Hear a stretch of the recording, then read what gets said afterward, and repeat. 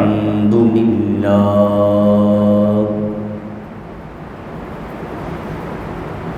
الحمد لله رب العالمين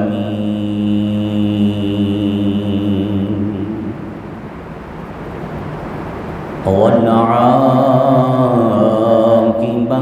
للمتقين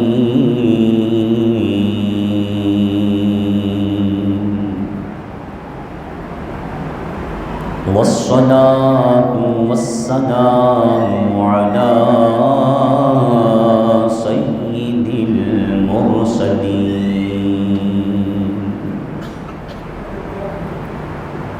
على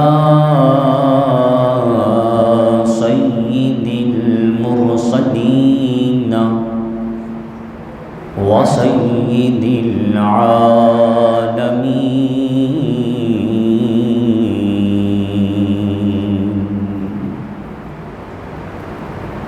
وعلى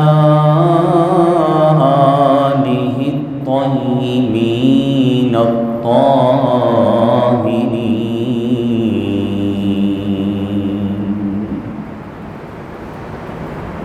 وعلماء ملته وأهل سنته أجمعين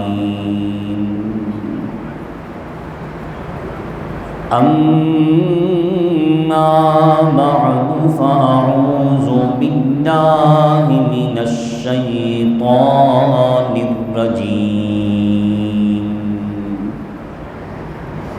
بسم الله الرحمن الرحيم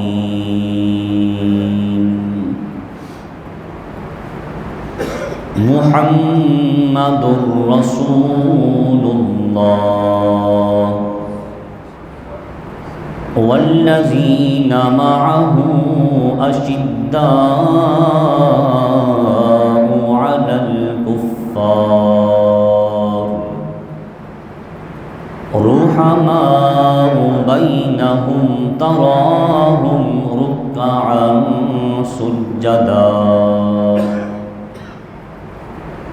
سجدا يبتغون فضلا من الله ورضوانا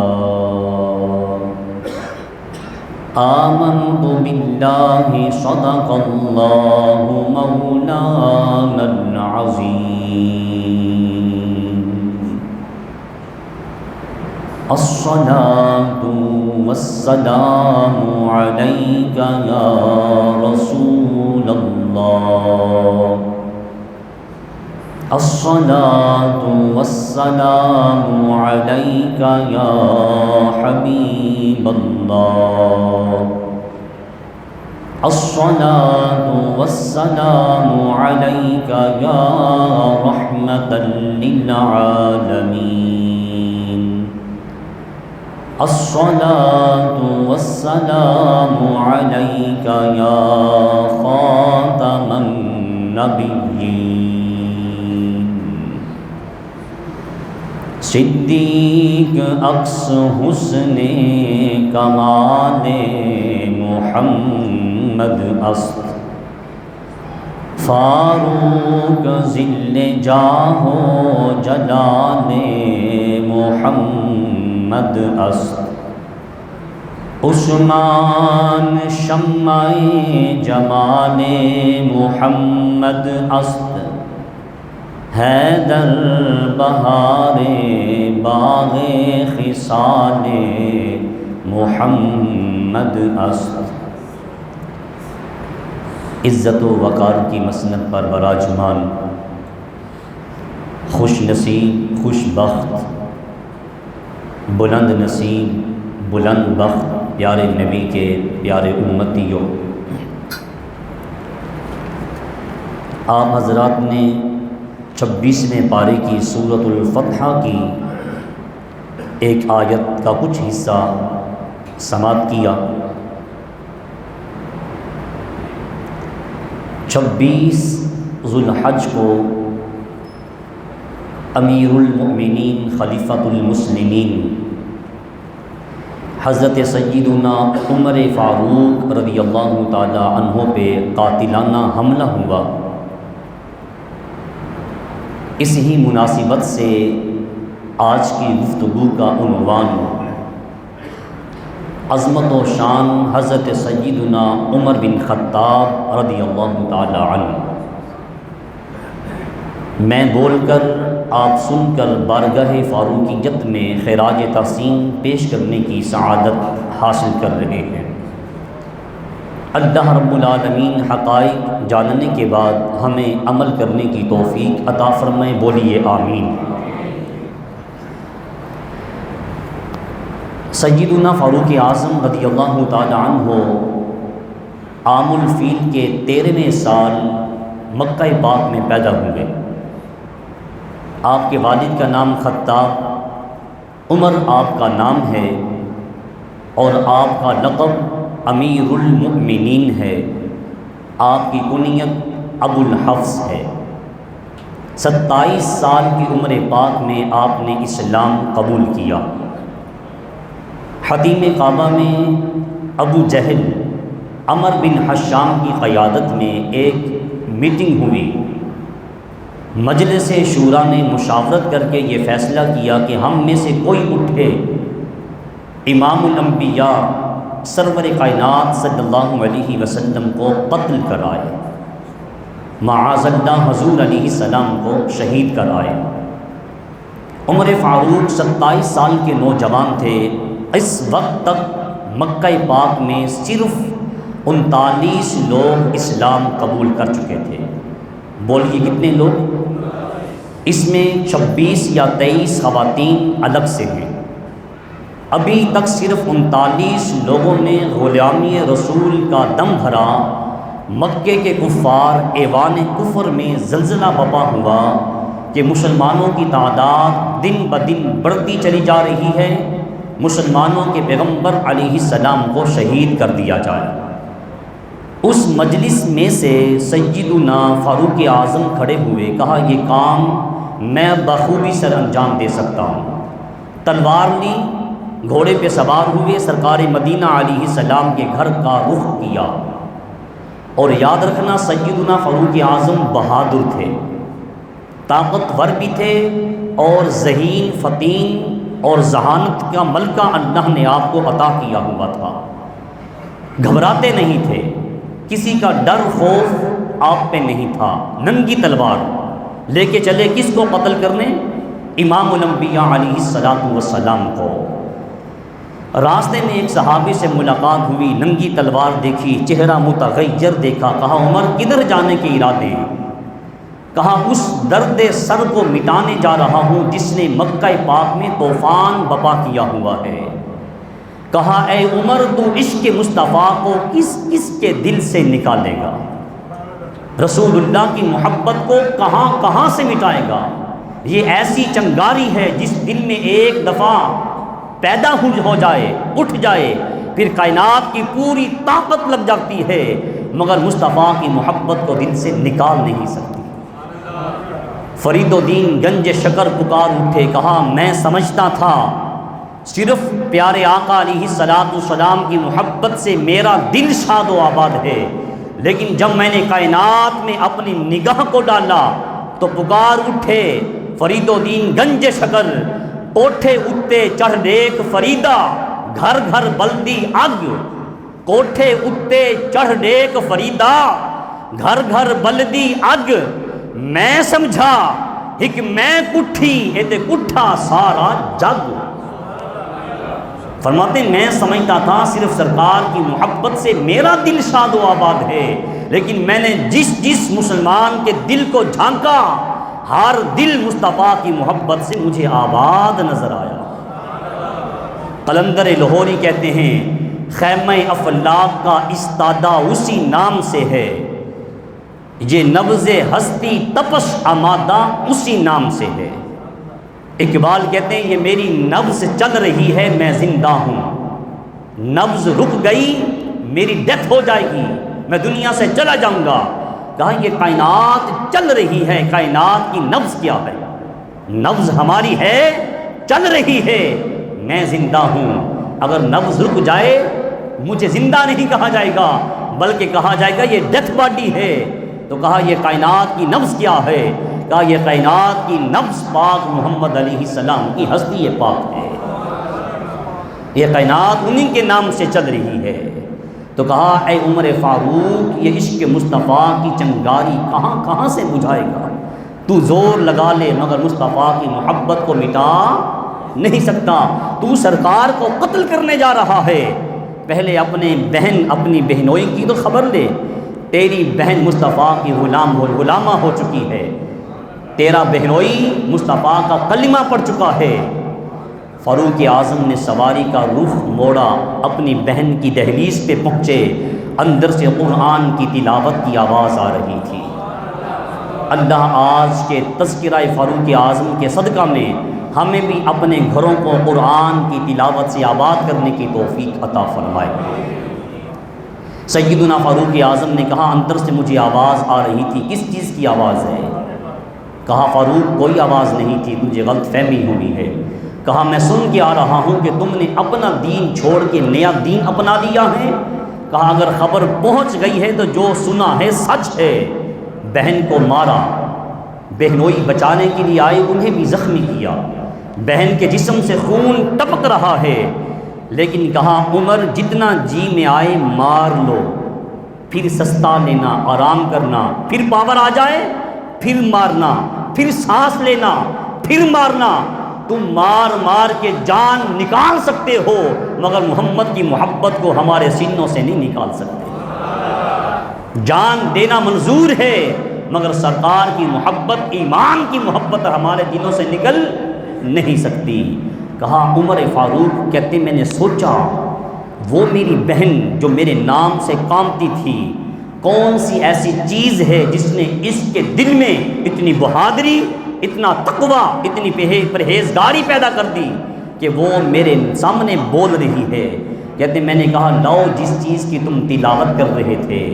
کہا فاروق اعظم تم ناپاک ہو اور اللہ کا کلام پاک ہے، تم نجس ہو، تم مشرک ہو اور اللہ کا کلام مقدس ہے، اس کو ناپاک ہاتھ چھو نہیں سکتے۔ آپ جس مرضی قرآن مجید کو اٹھائیں اس کی بہر جلد پہ لکھا ہوتا ہے لا یمسہ الا المطہرون، اے لوگوں پہلے پاکی حاصل کرنا پھر ہمارے کلام کو ہاتھ لگانا۔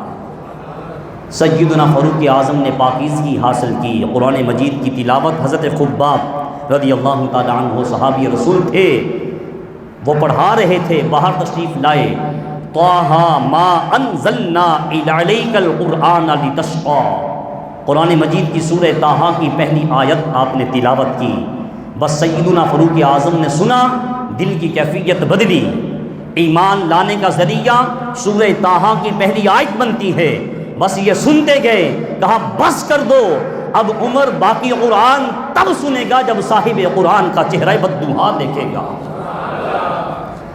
اسی طرح ننگی تلوار لے کے بارگاہ رسالت مآب میں پہنچے۔ سیرت نگار لکھتے ہیں، محدثین نے لکھا کہ سیدنا فاروق اعظم جب چلے تو امام الانبیاء کوہ صفا کے پاس حضرت ارقم، یہ صحابی رسول کا گھر تھا، دار ارقم میں حضور تشریف فرما تھے، دروازے پہ امیر حمزہ اور حضرت طلحہ چوکی داری کر رہے تھے۔ جن کے چوکی دار امیر حمزہ جیسے ہوں ان کی آقا محمد مصطفیٰ کی عظمت کی کیا بات ہے۔ امیر حمزہ نے فاروق اعظم کو آتا ہوا دیکھا، ننگی تلوار ہاتھ میں ہے، سرکار فاروق اعظم آ رہے ہیں، کہا آنے دیا جائے، یہ خود نہیں آ رہا، اس نے بھیجا ہے۔ امام الانبیاء جمعرات کی رات کو ہاتھ اٹھا کے دعا کر چکے تھے، اللہم اعز الاسلام بعمر بن الخطاب، یا اللہ عمر بن خطاب کے ذریعے اسلام کو عزت عطا فرما، عمر فاروق کے ذریعے اسلام کا مقام، اسلام کو عزت اور شہرت عطا فرما۔ کہا یہ خود نہیں آ رہے بلکہ ان کو بھیجا جا رہا ہے۔ سیدنا فاروق اعظم بارگاہ رسالت مآب میں حاضر ہوئے، امام الانبیاء نے دیکھا، عرض کی اشہد ان لا الہ الا اللہ وانک رسول اللہ۔ صحابہ نے نعرہ تکبیر بلند کیا، اللہ اکبر کے نعرے سے مکہ پاک کے پہاڑ گونج اٹھے۔ یہ سیدنا فاروق اعظم کے اسلام لانے کا واقعہ ہے۔ باقی جتنے بھی صحابہ ہیں وہ مرید مصطفیٰ ہیں، فاروق اعظم مراد مصطفیٰ ہیں۔ حضور نے فاروق اعظم کو اللہ کی جناب سے مانگا ہے، پھر اللہ نے اسلام کو اتنی عزت، اتنی شہرت، اتنا مقام عطا کر دیا۔ پہلی دفعہ بیت اللہ میں اگر کسی نے نعرہ تکبیر بلند کیا ہے وہ سیدنا فاروق اعظم رضی اللہ تعالی عنہ ہیں۔ آپ کے اسلام لانے سے اسلام پھیلا، رسول اللہ کے شانہ بے شانہ رہے، مدینہ پاک کی طرف سرکار کے لیے ہجرت فرما گئے۔ حضور کے وصال کے بعد سیدنا صدیق اکبر خلافت کی مسند پہ متمکن ہوئے۔ سب سے پہلے سیدنا صدیق اکبر کی ہاتھ پہ بیعت کرنے والے سیدنا فاروق اعظم رضی اللہ تعالی عنہ ہیں۔ سیدنا فاروق اعظم رضی اللہ تعالی عنہ سیدنا صدیق اکبر کے وصال کے بعد خلیفہ بنے، امیر المؤمنین کا لقب آپ کو دیا گیا، خلیفۃ المسلمین بنے، اور جب خلافت کی مسند پہ جلوہ گر ہوئے کہا لوگوں جب تک تم مجھے اللہ رسول کے حکم کے مطابق دیکھو میری پیروی کرنا، اگر مجھے خلاف شریعت کام کرتا ہوا دیکھو تو عمر کا ہاتھ پکڑ کے اس کو سیدھی راستے پہ لے آنا۔ یہ بات کوئی عام بندہ نہیں، 26 لاکھ، ایک روایت میں 36 لاکھ مربع میل کا حاکم سیدنا فاروق اعظم غلام مصطفیٰ اعلان کر رہے ہیں۔ سیدنا فاروق اعظم کی ہستی دوستو وہ ہستی ہے جن کی منشا اور آرزو پر اللہ رب العالمین قرآن مجید کی آیات نازل فرما دیتا تھا۔ مثلا حضور سیدنا امام الانبیاء صلی اللہ علیہ وسلم کے ساتھ تھے، مکہ پاک میں طواف کر رہے تھے۔ سیدنا فاروق اعظم عرض گزار ہوئے جو یہ مقام ابراہیم ہے، جو ایک پتھر ہے جس پہ کھڑے ہو کر ابراہیم علیہ السلام نے بیت اللہ کو تعمیر کیا تھا، یا رسول اللہ میرا دل چاہتا ہے ہم اس کو جائے نماز بنا لیں، اس کو ہم جائے نماز بنا لیں، نماز پڑھنے کی جگہ بنا لی جائے، جائے نماز بنا لیں۔ سرکار نے سیدنا فاروق اعظم کی بات کو سنا، حضور سن رہے تھے، جبریل امین بارگاہ ربوبیت سے قرآن کی آیت لے کے نازل ہوئے، وَاتَّخِذُوا مِن مَّقَامِ إِبْرَاهِيمَ مُصَلًّى، اے میرے محبوب تیرے غلام کی جو منشا ہے اللہ بھی یہی حکم دیتا ہے کہ ابراہیم علیہ السلام کے اس مقام کو جائے نماز بنا دیا جائے۔ 25 یا 26 قرآن مجید کی آیات ایسی ہیں کہ ڈیمانڈ سیدنا فاروق اعظم کی ہوتی تھی، اللہ قرآن نازل فرما دیتا تھا۔ مکہ پاک میں ایک منافق مسلمان اور یہودی کے درمیان جھگڑا ہوا، زمین پر یا ایک سواری پر۔ یہ کیس دربار مصطفیٰ میں پیش کیا گیا، حضور علیہ السلام نے دلائل سنے، باتیں سنی، فیصلہ یہودی کے حق میں کر دیا۔ بولیے کس کے حق میں؟ یہودی کے حق میں فیصلہ کیا۔ مسلمان منافق باہر نکلا، اس نے کہا مجھے یہ فیصلہ منظور نہیں۔ تجھے کس کا فیصلہ منظور ہے؟ کہا مجھے رسول اللہ کے غلام فاروق اعظم کا فیصلہ منظور ہے۔ بارگاہ فاروقیت میں حاضر ہوئے، سیدنا فاروق اعظم نے منافق مسلمان کی بات کو بھی سنا، یہودی کے دلائل بھی سنے۔ یہودی نے کہا ایک میری بات سن لیجئے، آپ سے پہلے اس جھگڑے کا فیصلہ ہم امام الانبیاء سے کروا کے آ رہے ہیں، اور آپ کے سچے پیغمبر نے میرے حق میں سچا فیصلہ کر دیا ہے، آپ کے اس مسلمان بھائی کو یہ فیصلہ منظور نہیں۔ سیدنا فاروق اعظم نے کہا رکو، پھر اس کا فیصلہ عمر کرتا ہے۔ اندر تشریف لے گئے، تلوار لائے، اس منافق مسلمان کی گردن کاٹ دی۔ شور بپا ہوا، ماں ورائے عدالت سرکار کے ہوتے ہوئے فاروق اعظم نے رضی اللہ تعالی عنہ ایک مسلمان کو قتل کر دیا ہے۔ کیس دربار مصطفیٰ میں لگا، سیدنا فاروق اعظم بھی حاضر ہوئے۔ اس سے پہلے کہ آپ کچھ بولتے، جبریل امین بارگاہ مصطفیٰ میں قرآن کی آیت لے کے حاضر ہوئے، فلا وربک لا یؤمنون حتی یحکموک فیما شجر بینہم، اے میرے محبوب اس وقت تک کوئی مومن نہیں ہو سکتا جب تک اپنے ہر فیصلے میں مصطفیٰ کو اپنا حاکم نہیں بنا لیتا۔ عمر فاروق نے جو کچھ کیا ہے ماں ورائے عدالت نہیں، بلکہ انہوں نے اللہ کے حکم سے کیا ہے۔ قرآن کی یہ آیت بھی سیدنا فاروق اعظم کی منشا پہ نازل ہوئی۔ کہ مومن اس وقت تک نہیں ہو سکتا جب تک اپنے ہر کام، اپنا ہر فیصلہ شریعت مطہرہ کے مطابق نہیں کر لیتا۔ یہ سیدنا فاروق اعظم رضی اللہ تعالیٰ عنہ کی ذات اقدس ہے۔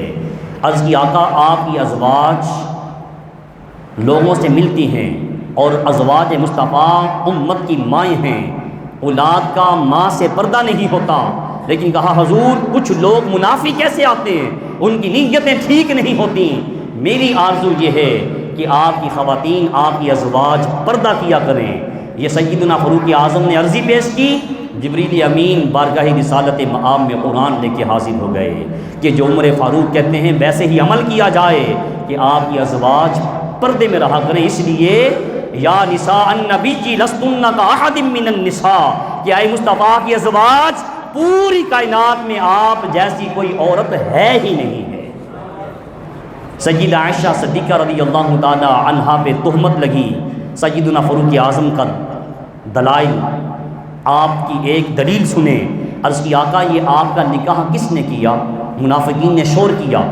سیدہ عائشہ صدیقہ رضی اللہ تعالی عنہا کی ذات اقدس پر آج بھی منافق تہمت لگاتے ہیں، شور بپا کرتے ہیں، اس وقت بھی تھے، یہ اسی نسل میں سے ہیں۔ منافقین نے شور کیا، سیدنا فاروق اعظم نے عرض کی آقا آپ کا نکاح سیدہ عائشہ سے کس نے کیا؟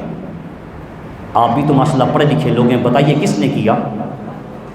حضور علیہ السلام کا ہر کام، ہر فعل قرآن کا دامن گواہ ہے، قرآن کے صفحات شاہد ہیں کہ لا وما ينطق عن الهوى ان هو الا وحی یوحی، میرا محبوب اس وقت تک لب کشائی نہیں کرتا جب تک حکم رب ذوالجلال نہیں آ جاتا۔ اب حضرت عائشہ صدیقہ رضی اللہ تعالی عنہا کے ساتھ حضور کا نکاح بولی کس کے حکم سے ہوا؟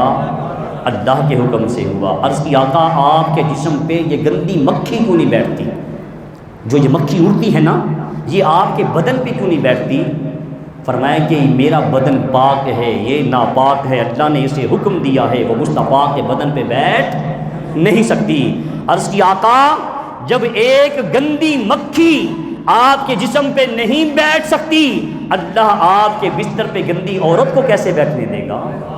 بس یہ دلیل پیش کی، اللہ نے جبریل امین کو قرآن دے کے نازل فرما دیا کہ میرے محبوب یہ منافقین تہمت لگا رہے ہیں، آپ بھی پاک ہیں اور آپ کی ازواج سیدہ عائشہ صدیقہ رضی اللہ تعالی عنہا بھی پاکیزہ اور مطہر ہیں۔ تو سیدنا فاروق اعظم کی ذات وہ ذات ہے، میرے آقا فرماتے ہیں عمر جب تو بولتا ہے تیری زبان سے میرا خود خدا بولتا ہے، کہ عمر تیری ہستی وہ ہستی ہے، اگر میرے بعد کوئی نبی ہوتا، لیکن لا نبی بعدی، میں آخری پیغمبر ہوں، میرے بعد کوئی نبی نہیں آئے گا۔ کہا فاروق اعظم اگر میرے بعد کوئی نبی ہوتا تو اے فاروق اعظم تو نبی ہوتا۔ یہ ختم نبوت کی زبان سے نکلا ہے۔ فاروق اعظم رضی اللہ تعالیٰ عنہ کی یہ ہستی، یہ ذات ہے۔ 10 سال آپ خلافت کی مسند پہ متمکن رہے، بولیے کتنے سال؟ سیدنا صدیق اکبر 2 سال یا 2.5 سال، سیدنا فاروق اعظم 10 سال، سیدنا عثمان غنی 12 سال خلافت کی مسند پہ متمکن رہے۔ امام الانبیاء کے اس غلام کے زمانہ میں سب سے زیادہ فتوحات ہوئی۔ مصر فتح ہوا، ایران فتح ہوا۔ جب مصر فتح ہوا تو آپ نے اپنے ایک غلام رسول اللہ کے صحابی عمر بن عاص کو گورنر بنا کے بھیجا۔ مصر کی طرف جب آپ داخل ہوئے نا، مصر میں عمر بن عاص، تو آپ نے دیکھا دریائے نیل کے کنارے پر ایک جلوس جا رہا ہے۔ آپ نے روکا، دیکھا ایک خوبصورت حسین و جمیل نوجوان لڑکی ہے، اس کو دلہن والے لباس پہنایا ہوا ہے، اس نے زیور سے وہ آراستہ ہے، بن سوار کے اس کو لے جا رہے ہیں ڈھول کی تھاپ پر۔ کدھر جانے کا ارادہ ہے؟ کہا جی دریائے نیل ہر سال خشک ہو جاتا ہے، جب تک ہم اس میں ایک خوبصورت بنا سوار کے لڑکی دفن نہ کریں تب تک یہ ہمیں پانی نہیں دیتا، تو ہر سال ہمیں لڑکی دینا پڑتی ہے، ہم خوشحال ہو جاتے ہیں، ہمارے کھیت سرسبز و شاداب ہو جاتے ہیں۔ آپ نے فرمایا رکو، اسلام کسی کے اوپر ظلم اور زیادتی نہیں ہونے دیتا۔ یاد رکھنا سب سے زیادہ عورت کو عزت مقام اس کا تحفظ اسلام نے کیا ہے۔ زمانہ جاہلیت میں عورت کو ایک ٹشو کے طور پہ استعمال کیا جاتا تھا، جس طرح آج یورپ ممالک میں عورت ایک نوکرانی ہے، ایک باندی ہے۔ میرے آقا علیہ الصلوۃ والسلام تشریف لائے، آپ نے ماں کو بھی عزت دی، بیٹی کو بھی عزت دی، بہن کو بھی ایک مقام دیا، بیوی کو بھی ایک مقام دیا، ایک شہرت اور ایک عزت سے نوازا۔ امام الانبیاء جو اسلام لائے، یہ ایسا باضابطہ حیات اسلام ہے کہ اس نے ہر چیز کو تحفظ دیا، ہر چیز کو ایک مقام، ایک عزت، ایک ویلیو دی ہے۔ کہا عورت کو اسلام نے عزت دی ہے، وہ کسی پہ ظلم اور زیادتی نہیں ہونے دے گا۔ رکو، سیدنا فاروق اعظم کو ایک چٹھی لکھی، کہا آپ کے دور خلافت میں یہ مصر کے لوگ ایک عورت پہ ظلم کرتے ہیں، آپ حکم فرمائیں۔ ساری بات لکھی۔ آپ نے پڑھنے کے بعد کاغذ نہیں منگوایا، تاریخ دان لکھتے ہیں کہ آپ نے پیالے کی ایک مٹی کی ٹھکری منگوائی۔ کتنا بڑا کام، لیکن کاغذ بھی آپ نے ضائع، فضول خرچی۔ تو بتانا مقصود یہ تھا کہ لوگوں، جس عہدے پہ تم فائز ہو، تم سے پائی پائی کا حساب وصول کیا جائے گا، خیال کرنا۔ کہا کنجوسی بھی نہ کرنا اور فضول خرچی بھی نہ کرنا۔ فضول خرچی کرنے والے کو قرآن نے شیطان کا بھائی قرار دیا ہے، لیکن کنجوسی سے بھی منع کیا ہے۔ جہاں خرچہ کرنے کی ضرورت ہے وہاں کرنے کی اجازت ہے، اور جہاں نہیں کرنا وہاں منع کیا گیا ہے۔ سیدنا فاروق اعظم نے مٹی کا وہ ایک پیالے کا ٹکڑا لیا، اس پہ لکھا من جانب عمر بن الخطاب الی دریائے نیل، اور قاصد سے کہا جب یہ تم دریائے نیل میں ڈال دو نا، جلدی سے باہر آ جانا۔ کیوں؟ مصطفیٰ کے غلام کو پتہ ہے میرا پیغام جانے کی دیر ہے، دریائے نیل عروج پہ آ جائے گا۔ قاصد کہتے ہیں میں وہ ٹھکری، وہ پیغام لے کے جب دریائے نیل میں داخل ہوا، بس میرے گھوڑے کے قدم دریائے نیل کے کنارے پہ بعد میں آئے تھے، دریائے نیل عروج پہ آ چکا تھا۔ آج تک عمر فاروق کے حکم پہ دریائے نیل چل رہا ہے۔ کہا اے دریائے نیل، اگر اپنی مرضی سے چلتا ہے تیرے پانی کی ہمیں ضرورت نہیں، اگر اللہ کے حکم سے چلتا ہے تو پھر آج کے بعد خشک نہ ہونا۔ اس دن سے لے کے آج تک دریائے نیل کا پانی نہ خشک ہوا ہے نہ کم ہوا ہے۔ یہ شان ہے خدمت گاروں کی، آقا کی شان کا عالم کیا ہوگا؟ یہ غلاموں کا مقام ہے، مصطفیٰ کا پھر مقام کیا ہوگا؟ سیدنا فاروق اعظم رضی اللہ تعالی عنہ 10 سال رسول اللہ کے جان نشیں رہے، خلافت کے فرائض سر انجام دیتے رہے۔ ایک غلام تھا مغیرہ بن شعبہ رضی اللہ تعالی عنہ کا، نام تھا ابو لولو فیروز مجوسی۔ مغیرہ بن شعبہ نے، سیدنا فاروق اعظم نے قانون بنایا تھا کوئی مجوسی، کوئی مشرک مدینہ پاک میں نہیں آ سکتا۔ تو مغیرہ بن شعبہ نے درخواست پیش کی، آپ کی درخواست پہ ابو لولو فیروز مجوسی کو مدینہ پاک میں کام کرنے کا اذن ملا کہ یہ کام کر سکتا ہے۔ اس کے پاس بے شمار فنون تھے، یہ ہنر جانتا تھا، چکی بنانا، اور چکی بھی ایسی کہ ہوا کے ذریعے وہ خود چلتی تھی، آٹا پیسا جاتا تھا۔ اس کے پاس بڑی مہارت تھی۔ یہ سیدنا فاروق اعظم کے دربار میں حاضر ہوا کہ آپ کا صحابی مصطفیٰ کا غلام، آپ کا دوست مصطفیٰ کا صحابی غلام مصطفیٰ مغیرہ بن شعبہ مجھ سے خراج ٹیکس زیادہ وصول کرتے ہیں۔ میں کام کرتا ہوں، میں ان کا غلام ہوں، لیکن مجھ سے ٹیکس زیادہ لیا جاتا ہے۔ آپ نے کہا تو کون کون سا کام کرنا جانتا ہے؟ اس نے کہا فلاں کام بھی کرنا جانتا ہوں، فلاں ہنر بھی ہے، فلاں ہنر میرے پاس موجود ہے۔ کہا جتنا تو کام کرنا جانتا ہے اس حساب سے مغیرہ بن شعبہ رضی اللہ تعالی عنہ تیرے سے خراج ٹیکس زیادہ وصول نہیں کرتے، جا بھاگ جا۔ اس نے اس بات کا ویر دل میں رکھ لیا۔ کہا فاروق اعظم میں آپ کو ایک ایسی چکی بنا کے دوں گا کہ رہتی دنیا اس چکی کو یاد کرے گی۔ جب یہ ابو لولو فیروز مجوسی چلا گیا نا، مجلس میں جو لوگ بیٹھے ہوئے تھے، سیدنا فاروق اعظم نے انہیں بتایا کہ یہ شخص مجھے قتل کی دھمکی دے گیا ہے، لیکن اسلام کے وہ ایسے پاسبان تھے، قانون یہ تھا جب تک کوئی گواہی نہ ملے، جب تک کوئی جرم ثابت نہ ہو، اس پہ سزا عائد نہیں ہو سکتی۔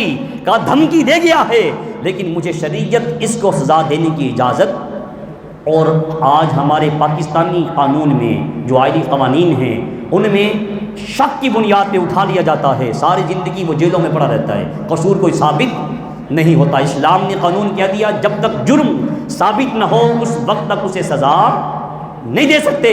سیدنا فاروق اعظم کو علم تھا یہ میرا قاتل ہے، لیکن بغیر جرم کے اسے سزا دی نہیں جا سکتی تھی۔ کچھ عرصے کے بعد اس نے ایک تلوار خریدی، 2 دھاری تلوار، اس کو زہر میں اس نے بھگویا، فجر کی نماز میں چھپ کے بیٹھا۔ یاد رکھنا یہ فاروق اعظم کی ہستی وہ ہستی ہے، اللہ نے انہیں ظاہراً علم بھی عطا کیا تھا، علم میں باطن بھی عطا کیا تھا۔ آپ ظاہری آنکھ بھی رکھتے تھے، دل کی آنکھ بھی۔ حضرت مولا علی شیر خدا رضی اللہ تعالی عنہ بیان فرماتے ہیں، میں نے خواب دیکھا حضور علیہ السلام مصلی امامت پہ جلوہ گر ہیں، میں پیچھے نماز پڑھ رہا ہوں، سرکار نے سلام پھیرا تو ایک خاتون کھجوروں کی ایک پیٹی بطور تحفہ ہدیۃً سرکار کی بارگاہ میں لائی، سرکار نے وہ کھجوریں مجھے دیں۔ بولیے کسے دیں؟ حضرت علی کو۔ بولیے کسے دیں؟ یاد رکھنا علی کے چہرے کو دیکھنا بھی عبادت ہے، علی کا ذکر کرنا بھی عبادت ہے۔ کس کو دی؟ حضرت مولا کائنات علی المرتضیٰ شیر خدا کرم اللہ تعالی وجہ الکریم کو آپ نے عطا فرمائی، تقسیم فرماؤ۔ ساتھ وصیت فرمائی ہر صحابی کو کھجور 1 دینا۔ بولیے کتنی دینا؟ 1 دینا۔ تقسیم فرمانے کے بعد واپس پلٹے تو سرکار نے علی شیر خدا کو بھی کھجور 1 دی۔ صبح آنکھ کھلی تو نماز سیدنا فاروق اعظم کے پیچھے پڑی، سیدنا فاروق اعظم نے سلام پھیرا، خاتون کھجور کی پیٹی لے کے حاضر ہوئی، مولا علی شیر خدا کو آواز دی، کہا صحابہ میں تقسیم فرماؤ۔ تقسیم فرمانے کے بعد سیدنا فاروق اعظم کی بارگاہ میں بچی ہوئی کھجوریں لائی گئی، کہا علی 1 کھجور اٹھا لو۔ کہا فاروق اعظم مجھے اگر 2 کھجوریں دے دی جائیں، سنیے گا، مجھے اگر 2 کھجوریں عطا فرما دیں۔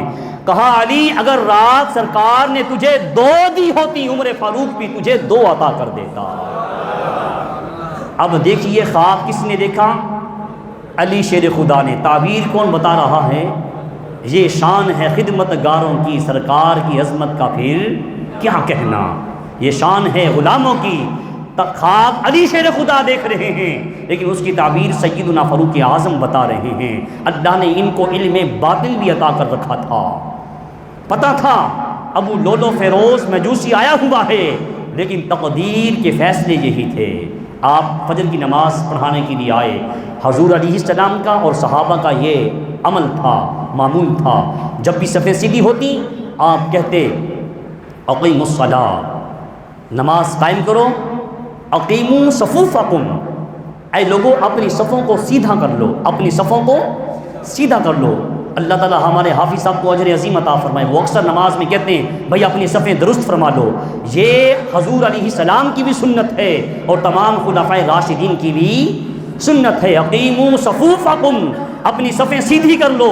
کہا جب تک تم جماعت میں اپنی صفوں کو سیدھا رکھو گے اللہ تعالیٰ تمہارے میں اتفاق رکھے گا، اور جب تمہاری صفیں ٹیڑھی ہو گئیں اللہ تم میں انتشار پیدا کر دے گا۔ اور آج اگر ہم دیکھیں تو ہماری صفیں درست نہیں اور ہمارے اندر اتفاق بھی نظر نہیں آتا۔ اللہ ہمیں جماعت میں اپنی صفیں سیدھی رکھنے کی توفیق عطا فرمائے۔ آپ نے کہا اقیموا صفوفکم، صفیں درست فرما لو۔ آپ نماز کے لیے کھڑے ہوئے، امامت کے لیے آپ نے تکبیر تحریمہ کہی۔ ابو لولو فیروز مجوسی نے آپ پہ حملہ کیا، ایک وار کیا وہ سر پہ آ لگا، دوسرا وار کیا تو وہ ناف کے نیچے لگا، زہر میں بجھا ہوا یہ خنجر تھا۔ بس آپ زمین پہ تشریف لے آئے۔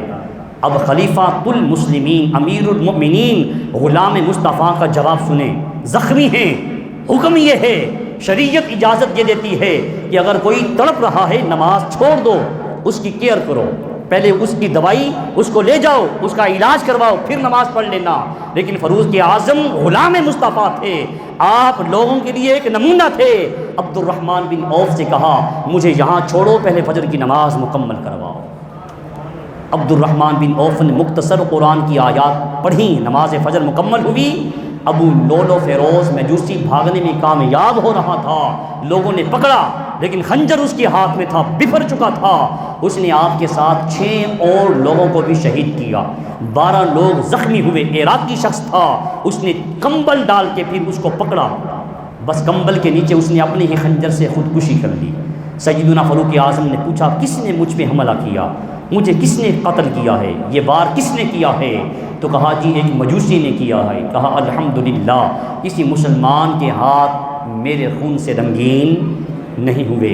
26 ذوالحج کو آپ پہ حملہ ہوا، 4 دن آپ حیات رہے، علاج ہوتا رہا، لیکن یکم محرم الحرام کو سیدنا فاروق اعظم رضی اللہ تعالی عنہ اسی خنجر کی وجہ سے، اسی زہر کی وجہ سے جام شہادت نوش فرما جاتے ہیں۔ عبداللہ بن عمر سے کہا سیدہ عائشہ صدیقہ رضی اللہ تعالی عنہ کے پاس جانا اور میری عرضی پیش کرنا، خلیفہ ہیں، 26 یا 36 لاکھ مربع میل کے حاکم ہیں، جو چاہیں کر سکتے ہیں، لیکن شریعت کے خلاف کوئی کام نہیں کیا۔ کہا جانا ان سے اجازت لینا، اگر وہ اجازت دیں تو مجھے دربار مصطفیٰ میں دفن کر دینا، اگر وہ اذن نہ دیں، اجازت نہ ملے تو جہاں مرضی دفنا دینا۔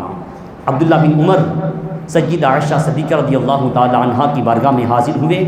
آپ نے کہا یہ جگہ میں نے اپنے لیے رکھی تھی، مصطفیٰ کے پہلو میں دفن ہونے کے لیے یہ جگہ میں نے اپنے لیے رکھی تھی، لیکن سیدنا فاروق اعظم کا حکم آ گیا ہے، لہٰذا میں اپنی جگہ سیدنا فاروق اعظم کو دیتی ہوں۔ بس جسم مبارک غلام مصطفیٰ کا، خلیفۃ المسلمین کا، امیر المؤمنین کا، جن کے بارے میں سرکار نے کہا میرے بعد نبی ہوتا عمر ہوتا، جن کے بارے میں سرکار نے کہا کہ عمر کی زبان پہ میرا رب خود بولتا ہے، جن کے بارے میں سرکار نے کہا عمر جس گلی سے، جس راستے سے تو گزرتا ہے شیاطین وہ راستہ چھوڑ جاتے ہیں، جو میرے آقا علیہ الصلوۃ والسلام کے سسر بنے، جن کی عظمت و شان یہ ہے کہ میرے آقا علیہ السلام نے انہیں جنت کی بشارت دی ہے، اور سب سے بڑی عظمت، سب سے بڑا مقام، سب سے بڑا عہدہ یہ ملا کہ مرنے کے بعد بھی مصطفیٰ کے پہلو میں سپرد خاک کیے گئے۔ آج جہاں امت مسلمہ سرکار مدینہ کی بارگاہ میں خراج تحسین کے طور پہ سلام عقیدت پیش کرتے ہیں، وہاں پہ سیدنا صدیق اکبر کی بارگاہ میں، سیدنا فاروق اعظم کی بارگاہ میں بھی سلام عقیدت پیش کرتے ہیں۔ آج میں نے بول کے، آپ نے سن کے بارگاہ فاروقیت میں اپنی حاضری لگوانے کا شرف حاصل کیا۔ اس حاضری کی برکت سے اللہ تعالیٰ میرا اور آپ کا حامی و ناصر ہو۔ وما علینا الا البلاغ، سنت ادا فرما لیں۔